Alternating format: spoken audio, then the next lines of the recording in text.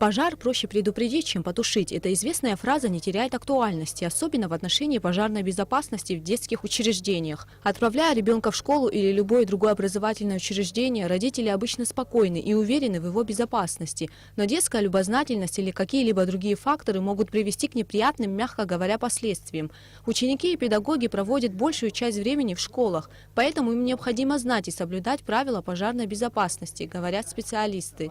Такой род занятий мы проводим сейчас, то у нас получается внеплановое, и первый раз у нас в школах, потому что мы раньше, если читали лекции детям по пожарной безопасности, ознакомливали их с правилами поведения при пожаре и профилактикой пожаров, занимаемся именно, инструктируем преподавателей и классных руководителей. Лекция по пожарной безопасности в Сухумской средней школе номер 3 была проведена по инициативе директора школы. В ходе беседы с учителями сотрудники МЧС Абхазии рассказали о правилах пожарной безопасности.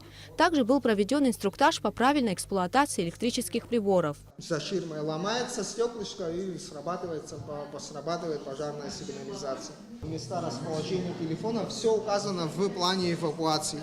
По словам учителя русского языка и литературы Марины Цатурян, за свою долгую педагогическую деятельность она никогда не сталкивалась с пожаром в школе, но считает, что надо знать, как себя вести в опасной для жизни ситуации. То мероприятие, которое сегодня было проведено в третьей средней школе, оно очень значимое для всего педагогического коллектива, для того, чтобы мы могли в случае такого ужасного события, как пожар, который может быть вызван спонтанно, чтобы мы могли вовремя и грамотно, профессионально оказать помощь для того, чтобы дети не пострадали.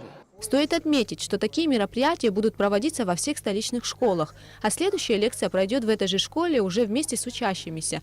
Пожар, катастрофа и опасность в жизни каждого человека не исключены, о чем нам говорит статистика. Только с начала года в Абхазии произошло 53 возгорания домовладений. 2 человека погибли. Проблема заключается в том, что люди, столкнувшись в реальной жизни лицом к лицу с опасностью, оказываются не готовыми к ней.